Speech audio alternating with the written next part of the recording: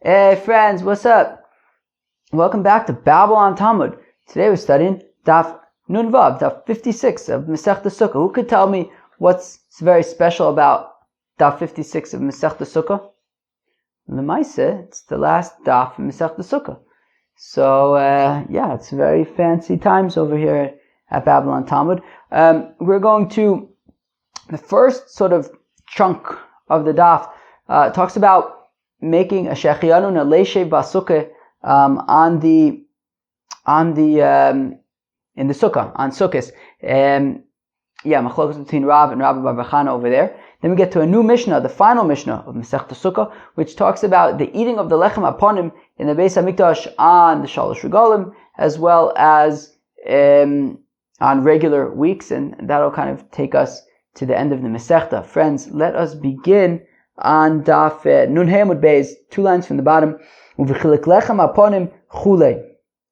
So we said that in the during the Shalosh Regalim, so all of the mishmaros, all of the groups of basically all of the kohanim would chap some of the lechem haponim, right? The 12 showbreads that would be switched every Shabbos, and generally they would be split, as we're going to see in the next Mishnah, among the mishmars would also switch on Shabbos. So the mishmar that was leaving and the mishmar that was coming, they would split the lechem haponim amongst themselves.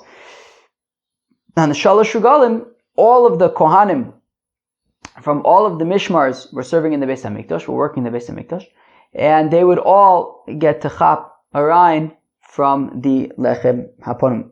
In fact, the Gemara, how do we know? How do we know that all of the mishmaros equally chaparain in the lechem haponim? So Talmud Lomar, because the pasuk says chelik kechelik yochelu, that they will each get a portion, right? This is 2 psukim after the pasuk that we saw at the end of the daf yesterday, which basically we learned that all of the mishmaros work in the Beis Hamikdash during the Shalosh Regalim. And then we have this pasuk after that says chelik kechelik yochelu, that they'll all chaparayim.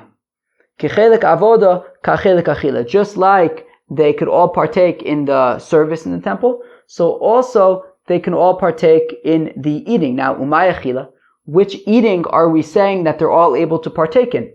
Ilema korbanis mehosam nafka. How do you?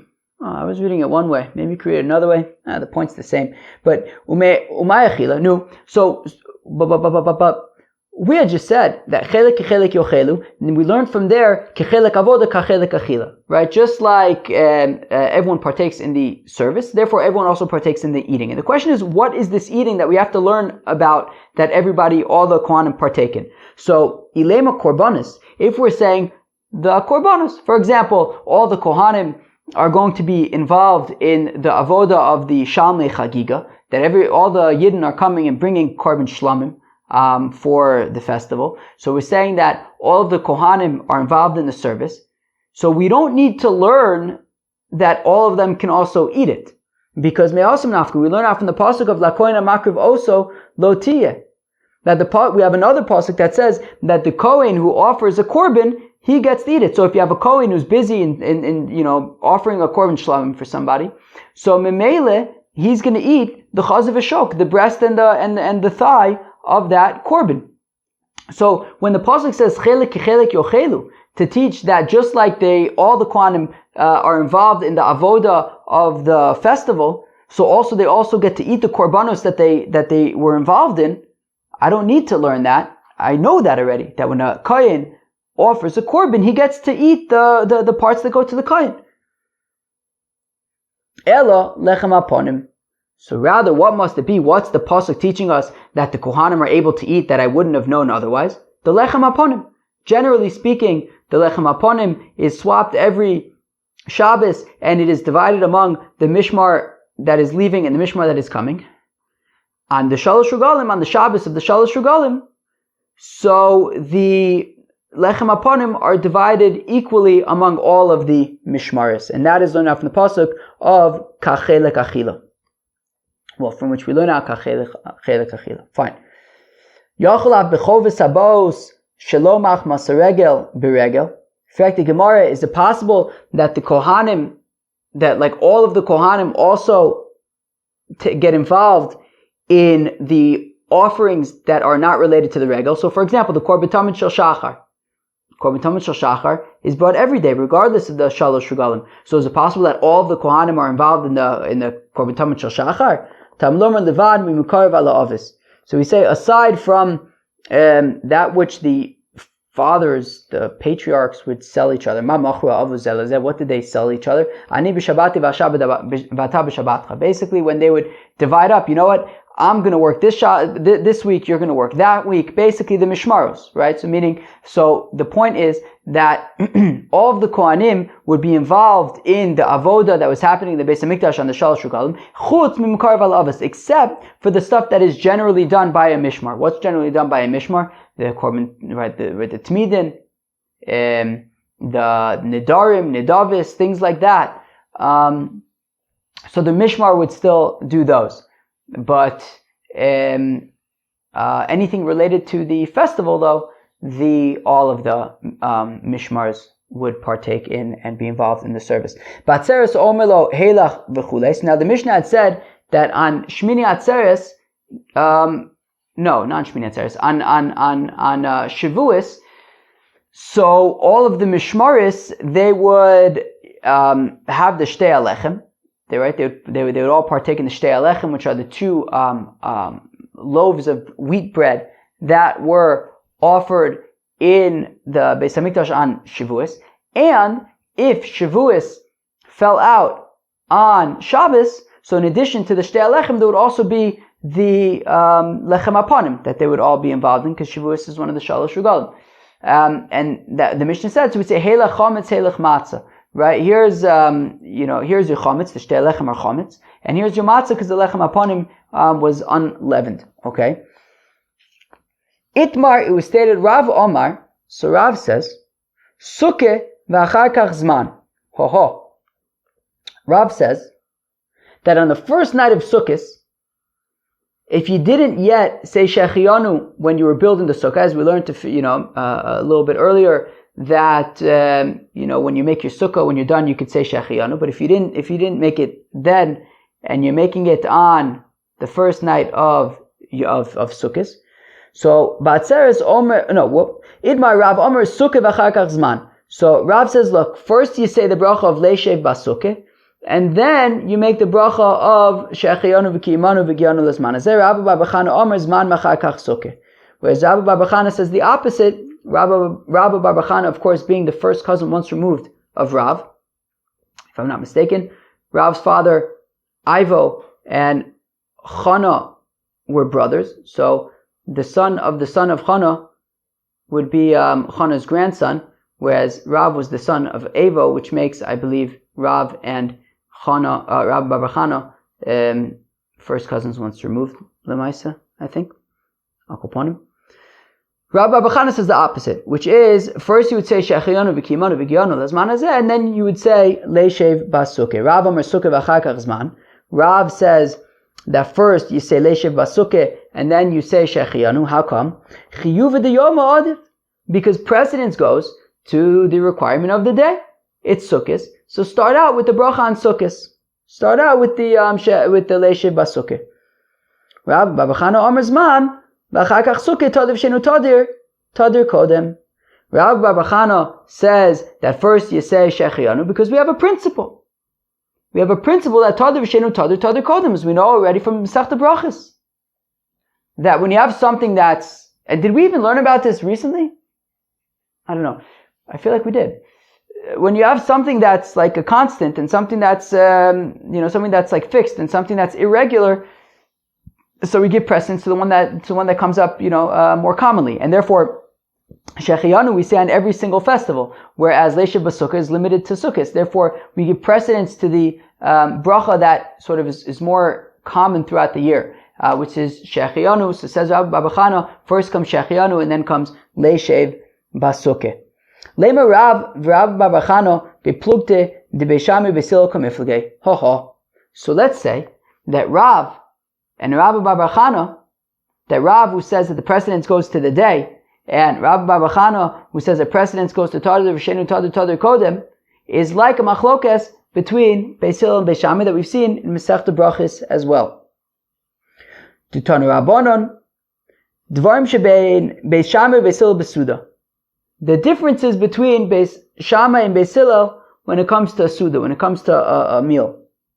Beis Shammai Omrim, say Beis Shammai, Mevarech al hayom, v'achar kach mevarech al hayayin. Beis Shammai says that first we'll make the bracha on the day and then the wine, right? So, for example, if it's Shabbos, so then first we'll make the bracha of Mekadesh HaShabbos, and then you'll make the bracha of Bar Pri Hagafen. Of course, we do the opposite. Right? Beis Hillel, we say Beis Hillel, mevarech al hayayin, v'achar kach mevarech al hayom. First we say Bar Pri Hagafen, and then later we say Mekadesh HaShabbos. Okay? Beis Shammai Omrim, mevarech al hayom, v'achar kach mevarech al hayayin. So Beis Shammai says that first you make a bracha of Mekadesh HaShabbos, and then you say Bar Pri Hagafen. How come? Sha'ayom gorim liyayin sheyavu. Because after all, how come you're making Kiddush in the first place? Because it's Shabbos.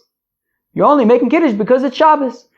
And therefore, since Shabbos is the motivation, is the reason for the Kiddush in the first place, so therefore the bracha Mekadesh HaShabbos comes first. Uchvar Kiddush hayom v'adayin yayin lo ba. And additionally, keep in mind that Shabbos started when it got dark out. I might not be making Kiddush until much later. Depends when I get home from shul or whatever else I'm doing. So therefore, Shabbos kind of doesn't need the wine, so to speak. Shabbos becomes Shabbos even without the wine. You're only making Kiddush later, but Shabbos comes in when it gets dark, and therefore Shabbos kind of like takes precedence. Just like it comes in first, it also gets the bracha first. Fine. Where am I? Who could tell me? Beis Hillel say, Mevarech al hayayin v'achar kach mevarech al hayom. First you make a bracha of Bar Pri Hagafen, and then you say Mekadesh HaShabbos. Shayayin gorim l'kidusha shetei omer. That you're only making Kiddush because you have wine. Friends, if you don't have wine, you don't make Kiddush. If you have bread, so you can make it on the bread, but kilu, if you don't have wine or bread, so you're not making Kiddush. Kilu, Kiddush isn't muvan me'elav. It's not automatic. If you have wine, you make Kiddush. No wine, no Kiddush. So what's sort of like the, I don't know, what do we call this? Like the thing that everything rests upon? The wine. So therefore wine is sort of the more important piece over here. No wine, no Kiddush. Dover acher, or else, birkas hayayin tadira. Birkas hayom eina tadira. Tadir v'shenu tadir kodem. Ha ha. Says Beis Hillel. Additionally, we have a principle. The principle is Tadir v'shenu tadir kodem. When you have something that's common and something that's uncommon, precedence goes to the one that's common. Bar Pri Hagafen, you say any day of the ever, right? If you're gonna have a glass of wine, sounds very nice. You're gonna say Bar Pri Hagafen. So because whenever you have a glass of wine, you say Bar Pri Hagafen, whereas Mekadesh HaShabbos you only make once a week. So the precedence goes to the Bar Pri Hagafen. Ja, weiter. Friends, here we go. Here's the connection. Ready for the connection? Good. Leimo Rav de Amar ke Beis Shammai v'Rav Bar Chana de Amar ke Beis Hillel. Ha ha. Let's start with Rav Bar Chana because it's a little bit the connection's more tight. Beis Hillel gives as his reason for why Kiddush for why Bar Pri Hagafen comes first. Tadir v'shenu tadir kodem. Rav Bar Chana gives his reasoning for why Shechayanu comes before Leishe Basukkah. Tadir v'shenu tadir kodem. Ha ha. So Rav Bar Chana and Beis Hillel Memele are on the same team. Okay. What does Rav say? Rav says that first you make the bracha of Leishe Basukkah for Sukkahs first and then Shechianu. So let's say that he's in cahoots with, I think cahoots means like on the same team as Beis Shammai, who says that first you make a bracha on the day, on Shabbos, and then you make a bracha on the wine. Givaldig. Omelech Rav. Rav will respond, and he'll say, Ma pitom. Onadami afilu Beis Hillel. What do you mean? What do you mean? Says Rav, you think I'm only like Beis Shammai? Guess what? Beis Hillel agrees with me too. don't think that just because when it comes to Kiddush, Beis Hillel says that the wine comes first, that the Boy Priyagofen comes first, and he mentions Tadav Shenu Tadav Kodim, don't think that automatically means that he would disagree with me, and that when it comes to Sukkah, he would disagree with me. Says Rav, Beis Hillel would agree with me when it comes to Sukkah, that you would first make the bracha of Leishev Basukkah, and then afterwards you would make the bracha of Shechianu. How come? Because Adkan Lo Ka'amri Beis Hillel Hasam, because remember, Beis Hillel gave two reasons. It wasn't just Tadav Shenu Tadav Kodim, there was another factor there, which was El Shayayin Gorim L'Kidusha Shetei Omer. Well, because the wine is going to get the bracha of B'rei Piragafim before the Mekadesh HaShabbos, because at the end of the day, everything rests upon the wine. No wine, no Kiddush. So wine gets precedence. But over here, he loves man. What? If you don't say Shechianu, would you not say Leishev B'Sukkah? Let's say you already said Shechianu when you built the Sukkah. Would you not be saying Leishev B'Sukkah tonight? No, you say Leishev B'Sukkah regardless of Shechianu. So therefore it makes it different than the situation of Kiddush, Mekadesh HaShabbos and B'rei Piragafim. And therefore says Rav that even Beis Hillel would agree that Leishev B'Sukkah would come first. Rav Bar Bachana Omar Loch, and Rav Bar Bachana would say, Arodami Afilu V'Shamai, ho ho. Rav Bar Bachana would say that I'm not only saying like Beis Hillel, which is the obvious way to assume, because both Rav Bar Bachana and Beis Hillel invoke Tadav Shenu Tadav Kodim, but says Rav Bar Bachana, even Beis Shammai would be on my team. Beis Shammai, who says that first you make a bracha on the day, and then you make a bracha on the B'rei Piragafim. Says Rav Bar Bachana, who says that first you make a bracha of Shechianu and only afterwards you make a Leishev B'Sukkah. He says Beis Shammai would agree with me that even though Beis Shammai says that on Shabbos you would say Mekadesh HaShabbos and then B'rei Piragafim, nonetheless Beis Shammai would say that on Sukkot you would first say Shechianu and then Leishev B'Sukkah. Because Adkan Lo Amrei Beis Shammai Hasam, Beis Shammai only says by Kiddush that first you make a bracha of Mekadesh HaShabbos and then B'rei Piragafim, El Shayom Gorim Liyam Shiyavo, because the only reason why you're making Kiddush is because it's Shabbos. So it's because of that it's Shabbos that you're making Kiddush. Aval Hacha, Yilav Sukkah Milo Aminon Zman. Even if you, for whatever reason, you're parted from sitting in a Sukkah, you still say Shechianu. So if you're not only saying Shechianu because you have a Sukkah, and therefore, Sukkah, the bracha on the Sukkah doesn't need to come first. You can make a bracha of Shechianu first, and Rav Bar Bachana says that in fact, Beis Shammai would agree with him that first you would say Shechianu and then Leishev B'Sukkah. Tanan, we learn in our Mishnah, Batzeres Omer Lo Helach Matzah Helach Chametz, that on Shavuos, when you have all of the Mishmaros, all of the Kohanim in the temple, and it's Shavuos, and it's Shabbos, and you have the Shtei Alechem, which is Chametz, and you have the Lechem Aponim, which is Matzah. What does it say? The Mishnah says that what do we say? We give out the Shtei Alechem and the Lechem Aponim to each of the Kohanim, and we say take Matzah, take Chametz. Now, the Chametz Ikr Matzah Tafel. Now over here, the Chametz is the Ikr, the Shtei Alechem, which is the offering of Shavuos, which is specifically for Shavuos, is sort of the Ikr, is the main thing over here. The Lechem Aponim, which was prepared already last week and which we're dividing up now, is the Tafel, is secondary. And yet, Vikatani Elach Matzah, Ve'elach Chametz. And yet we're still saying, take the Matzah and take the Chametz. How come? Because the Matzah, the Lechem Aponim, is Tadav Shenu Tadav Kodem.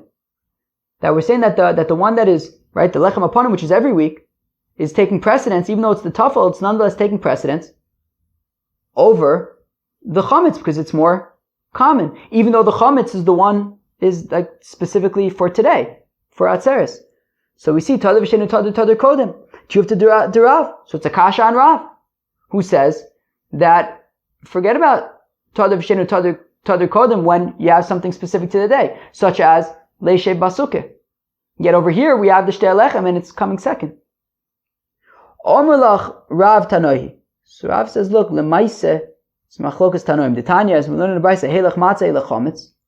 That the Tanakama says, yeah, first take the matzah and then take the chometz. Abu Shaul Omer, helach chometz, helach matzah. Whereas Abu Shaul says that first we mention the shtei alechem and only afterwards the lechem aponim, which would be like Rav. So Rav says, look, lemaise, it's machlokas Tanoim. Rav Nachman bar Rav Chizde, where am I? Darish Rav Nachman bar Rav Chizda lo kedivrei Rav, damer sukkah v'achar kach zman. So Rav Nachman bar Rav Chizda, he says not like Rav. What does Rav say? Rav says first leishe basukkah and then shechianu. Elo zman v'achar kach sukkah. First shechianu and then leishe basukkah like Rabbi bar Bachana. Rav Sheshes ber Davidi Omar sukkah v'achar kach zman. And Rav Sheshes ber Davidi says no. First you make a bracha of leishe basukkah and then shechianu like Rav. V'chsa sukkah v'achar kach zman. The halacha is like Rav. That first we make a bracha of leishe basukkah and then afterwards shechianu. Zogt the Gemara, Mishmar shizmanu kavua v'chulei ushar korbanos tzibur. So we said in the Mishnah that the mishmar that it's their mishmar that week. So they offer like the korban tamid and nedarim and nedavos and also any other communal offerings. The question is, what are these other communal offerings? Lasuye mai. What are these other communal offerings? Lasuye parelim davar shel tzibur v'sir avodas kochavim. In the event that there's a parelim davar shel tzibur or sir avodas kochavim, the mishmar, whose official mishmar it was, would offer those as well. Who could tell me what parelim davar shel tzibur and sir avodas kochavim are? We've seen them a few times. Parelim davar shel tzibur is a cow that is offered when the entire congregation messes up. Why do they mess up? Because the Sanhedrin messed up. The Sanhedrin made a mistake. They said, I don't know, right, that you're allowed to do something which has a isser, a chiyuv karis associated with it if you do it intentionally. So for example, let's say the Sanhedrin said you're allowed to do something on Shabbos, and then it turns out that you're not, but everybody did it. So you bring a par helim davar shel tzibur. It's like almost like a korban chatas for everybody. And then Sirei Avodas Kochavim is similar in that the Sanhedrin said that something is permitted, it's not considered Avodah Zarah, and it turns out they made a mistake, it actually is Avodah Zarah, so you bring a korban for that as well. Those are communal offerings, so we're saying that who would offer those communal offerings if they had to be offered on the Shalosh Regalim? The answer is the Mishmar whose week it is that week. And also that mishmar would offer everything. What does it mean that they would offer everything? It means that they would offer also the Ketz HaMizbeach, right? We know what the korban Ketz HaMizbeach, the dessert offerings of the altar, right? It's when there is no korban tamid or tamid shabin arbaim, there's no nedarim, nedavos, there's nothing to feed the mizbeach, so to speak. So we got to keep the mizbeach busy. So we have these, right? We learned about these shofaros. We learned about these collection boxes that they had on Har HaBayis. That if ever you have a situation where you have to let an animal graze until it gets a mum, and then you sell it, and its money goes to nedava. That was money that would be, go towards these offerings to just kind of keep the mizbeach busy, so to speak. Givaldig. Okay, friends, are you ready for the last Mishnah of Masechta Sukkah? Here it is. Yom Tov Asamuch l'Shabbos beim l'fanei beim l'acharei. We've seen this before, Lemaise. We've seen this before. What do you want me to tell you? We've seen this before. I just don't know where, but we've seen this before, Lemaise. I think. Maybe I'm making it up. Yom Tov Asamuch l'Shabbos. If you have Yom Tov that is connected to Shabbos, beim l'fanei beim l'acharei, whether the Yom Tov is before Shabbos on a Friday, whether it's on a Sunday, hayukol mishmaru Shabbos. So that Shabbos, right? So if it's on a Friday, so we're talking about the Shabbos afterwards, and if Yom Tov is on a Sunday, so we're talking about the Shabbos before, the day before. So all of the Mishmaros who were there for the Yom Tov, for the Shalosh Regalim, can chaparain, could have some of the lechem aponim. Chalios Yom Echad lahavzik b'intayim, but if there is a gap in between Yom Tov and Shabbos, Mishmar shizmanu kavua hayinotul eser chalis. So the Mishmar it's actually their Mishmar that week, they would take 10 chalis. V'amasakiv notel shtayim, and the Mishmar that's just kind of hanging around would divide up 2 of the breads. Okay. Let's Let's go weiter. Let's read through all of this let's just basically get to the end of the Amud and then let's check in again. Uvashar Yemos Hashana, and the rest of the days of the year, on a regular Shabbos of the year, Hanichnas no tel sheish v'ayotze no tel sheish. So in general, on Shabbos, okay, so we'll get back to the first part of the Mishnah and explain exactly what's going on, because the Gemara is going to kind of explain what's going on. But now, on a regular Shabbos, regular old Shabbos, like this week, regular Shabbos. I don't know, is it Shalosh Shulam this week? I don't think so. So, let's go weiter. So, where am I? So on a regular old Shabbos, so the changing of the Mishmar would be on Shabbos. So, as the Gemara is going to explain, that the Mishmar that's leaving would offer the Korban Tamid Shel Shachar as well as the Musaf, and the new Mishmar would offer the Tamid Shel Ben Arbaim as well as the also offer the incense, the frankincense from the Lechem Aponim. Fine. Now, when they would divide up the Lechem Aponim, so the Mishmar that's leaving would take 6, and the Mishmar that's coming would take 6. Rabbi Yehuda Omer Anichnas Notel Sheva v'Ayotze Notel Chomish. Whereas Rabbi Yehuda says that the Mishmar that was coming in would take 7 of the breads, and the Mishmar that was leaving would take 5. That,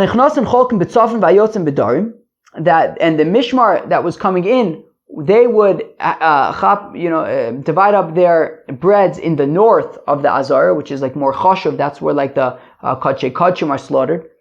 And the Mishmar that's leaving they would divide up their breads in the south of the Azara, which is not as chashuv.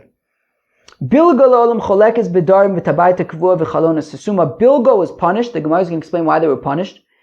Bilga was punished. The Mishmar of Bilga was punished, and they always divide up their breads in the south of the Azara, even when they're coming in to start their Mishmar. Always they divide up in the south, never in the north. In the north is more chashuv, but they don't get that. They're always in the south. Their ring. Right, that right next to the Mizbeach, there was the Beis HaMitbechaim, the place where they would slaughter, work cut up the animals and do all that kind of stuff. So there would be rings there. They would stick the neck of the animal in the rings and stuff. So whatever, you would put the neck of the animal in the ring, and then the ring was kind of movable, and you would turn the ring, and it would go around the neck or something. So Bilga's ring was jammed. Basically, they jammed Bilga's ring so that they wouldn't be able to use theirs, and they would have to use a different Mishmar's ring. V'chalonas Sesuma, also there were these cubbies in the Azara where the different Mishmars can keep their knives, and Bilga's cubby was locked off. Basically, Bilga got they must have did something really bad, and they got punished big time. The Gemara is going to explain what really bad thing they did. Fine. Let's look at the Gemara, and then we'll kind of explain the first part of the Mishnah through the Gemara. So, what did our Mishnah say? Our Mishnah had said that if there's Yom Tiv before Shabbat, on Friday or on Sunday, so then all of the Mishmars divide up the Lechem Aponim amongst themselves. So, what does it mean that there was Yom Tiv on Friday or on Sunday? If what it means is that the first day of Yom Tiv, meaning, let's say you have Sukkot, which is 7 days. So if we're saying that the first day of Yom Tiv was on a Friday, or that the last day of Yom Tiv was on a Sunday, well then, where am I? Meaning,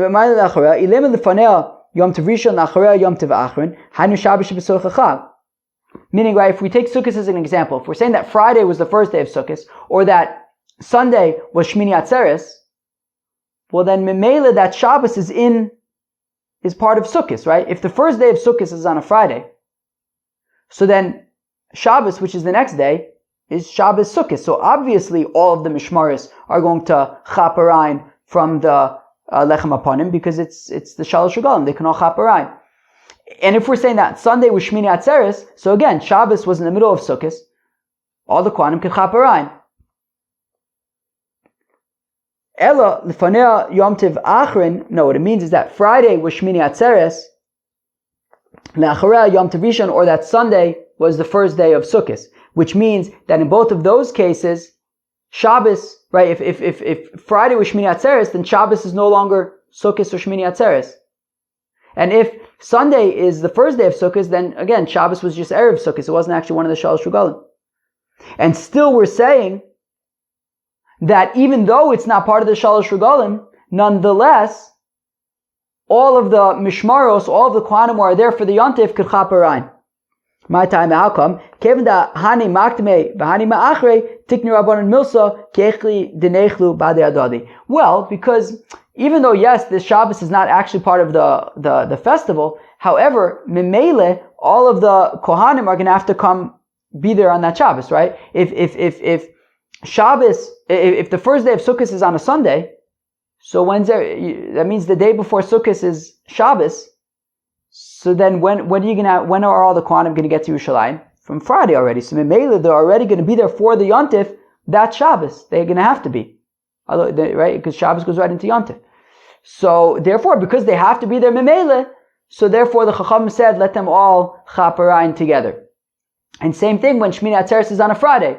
There's no opportunity for them to leave until Sunday. So Memele, all of the Kohanim are going to be spending Shabbos in Yerushalayim. So again, the Chacham said that let them all Chaparain together, all of the Kohanim. Which is not the case, of course, when, as the Mishnah had said, if there's a gap in between. If Shmini Atzeres was on Thursday, and they could have already gone home Friday, but they stuck around for Shabbos, or if the first day of Sukkot was on a Monday, which means that they could have gotten there on Sunday, but they already came to Shabbos beforehand. So we said in that case, they don't all Chaparain, rather, 10 of the 12 breads go to the Kohanim in the Mishmar, to the Mishmar that's leaving and the Mishmar that's coming, and 2 of the breads will go to all of the Kohanim who either stayed late, even though they could have left, or got there early, even though they could have come on Sunday. The Maisa, that's what the Mishnah is saying. Okay,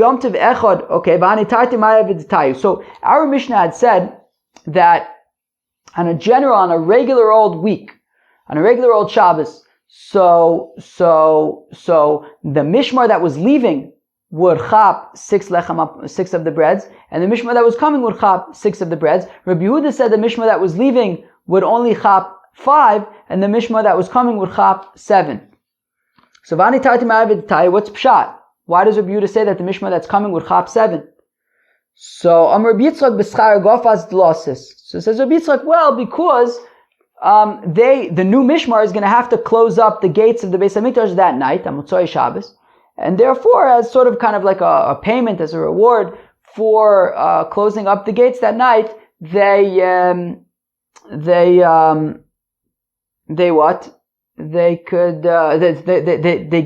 an extra bread in the Maisa. Fine. V'neima le dal bidal. Now, Frekti Gemara, why don't they just cut a deal? Why doesn't the Mishmar that's leaving say to the Mishmar that's coming, hey, why are you guys taking 7 and we're only getting 5? How about this? Why don't you give us one of yours and we'll both get 6? And then just next week, instead of you only getting 5 while the other group gets 7, you can cut the same deal and then you'll both get 6 next week. And this way, everything will be steady. It's a win-win, right? The Mishmar that's leaving says, why, just give us 6, we get 1 extra one. And don't worry, you're not losing out because just cut the same deal the next week. So, Amar Abaye Butzina Tava Mikara, Givaldig. Says Abaye, sort of a small gourd is better than a full-grown gourd. And what this means is, right, I think it's like, a friend of mine was once telling me this principle. I don't know much about like bonds and stuff. I buy them sometimes, but I don't really know much about them. I guess I know, whatever. Let's go weiter. But anyways, somebody was once explaining to me that, like the point of like a bond, like when you buy like a money, like a bond, like a U.S. Treasury bond or something. So like you give them money, they give you back more money, but it's worth it for them because like having cash available to you is like more valuable than like some potential future thing. Like having cash now is like better.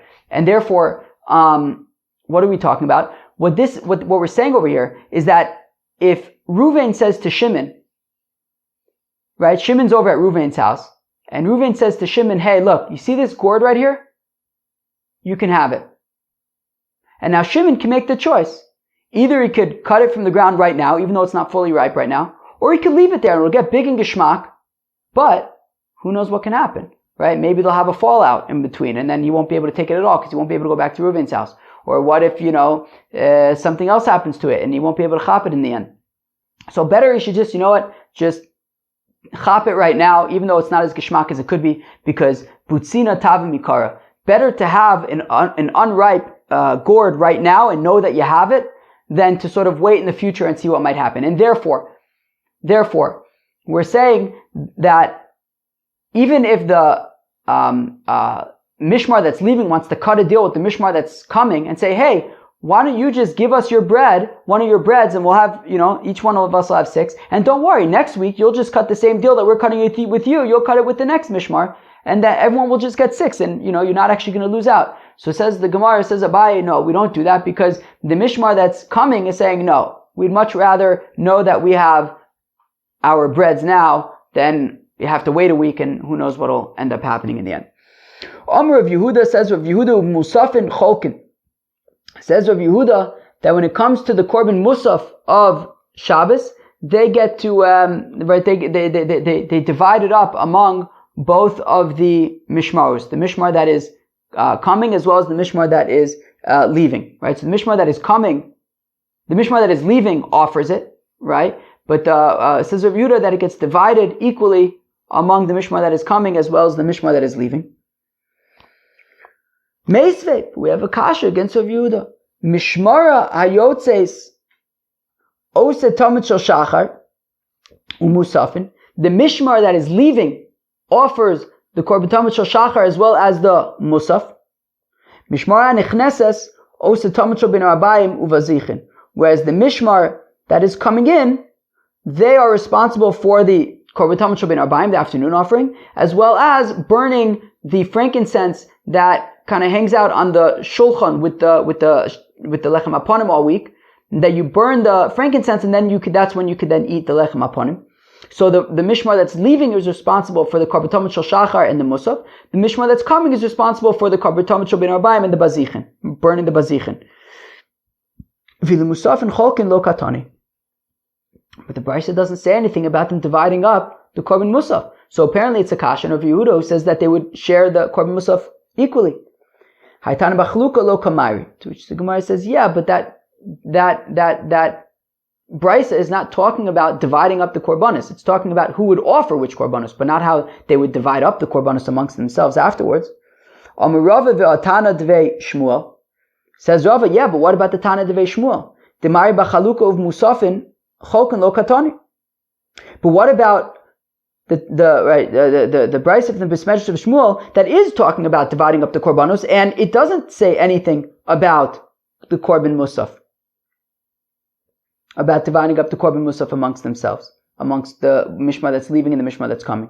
The Tana devei Shmuel, mishmar ayotzes, the mishmar that's leaving osa tamid shel shachar umusafin offers the korban tamid shel shachar and the musaf. Mishmar nechneses osa tamid shel ben arbaim uvazichin, and the mishmar that is coming in offers the afternoon offering and the bazichin of the frankincense for the lechem aponim. And 4 kohanim would go into the heichal, to go and chop the breads.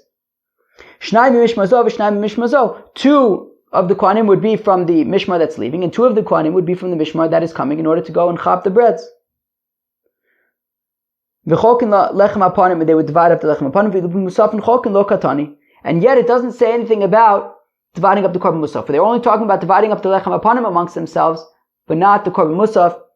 Tiyuvta Rav Yehuda. So this would appear to be a significant question on Rav Yehuda, who says that both mishmars would divide up amongst themselves the musafin, where that doesn't seem to be the case from the Brisa.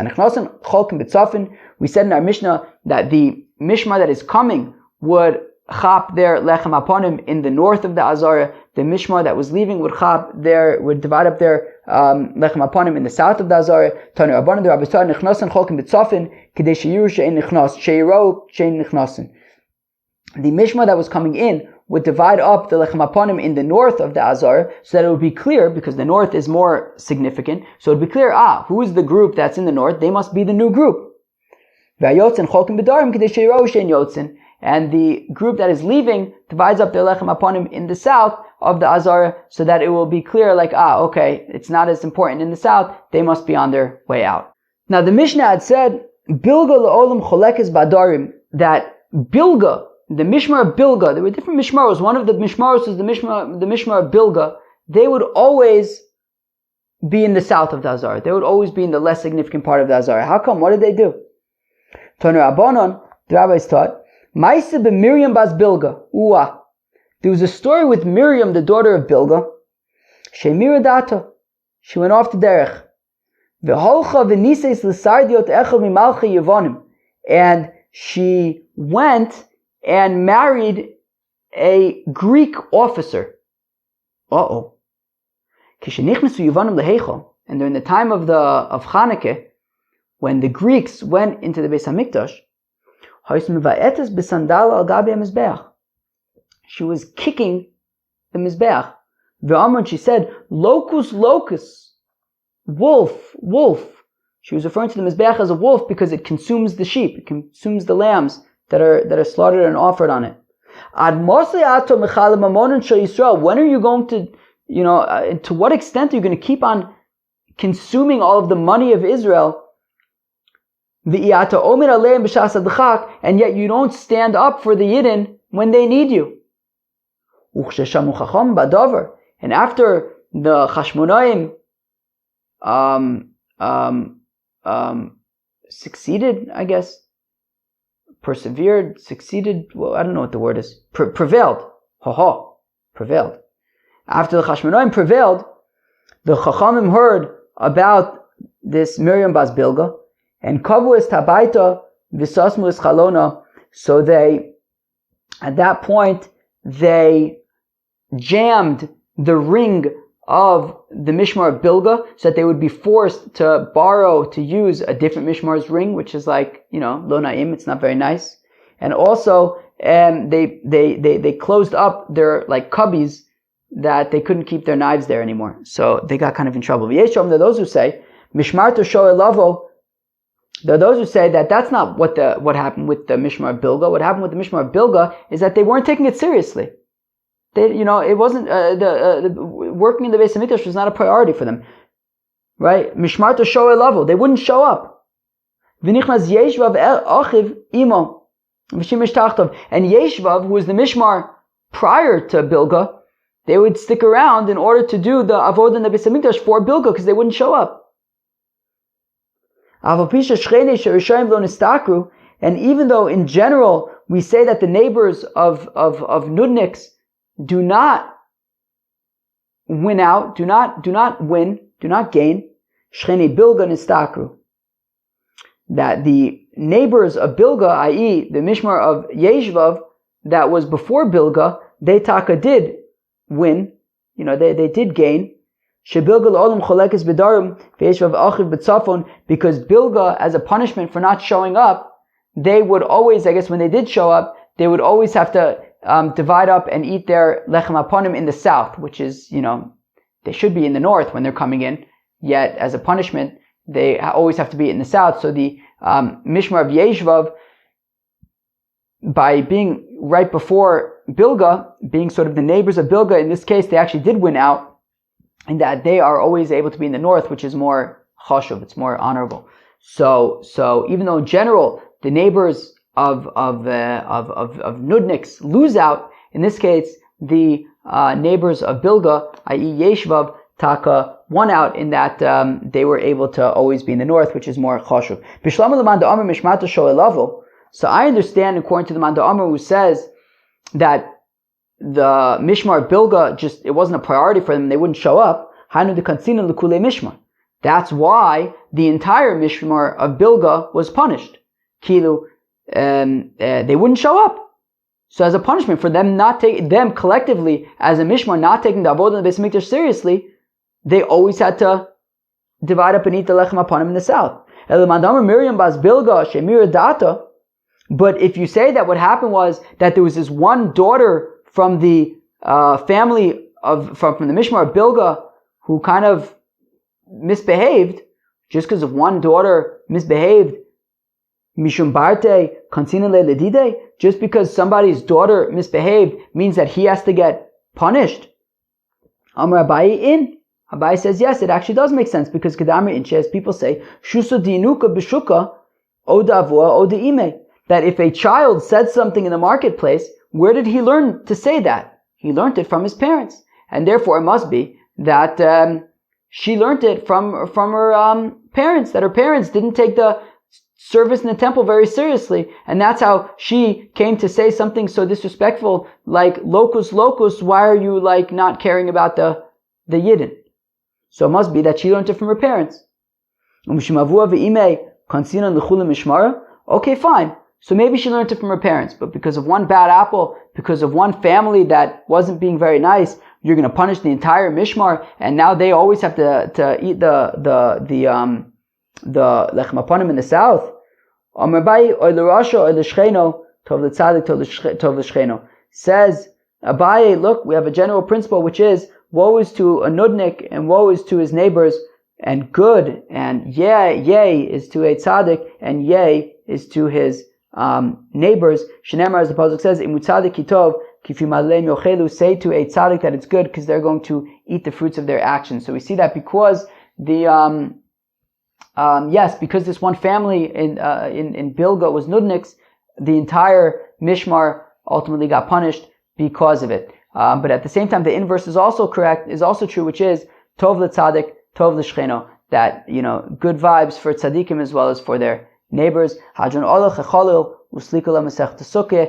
We'll come back to Perek HaCholil, and I don't know, slikala masech Sukkah will go up with you. Oh, completed.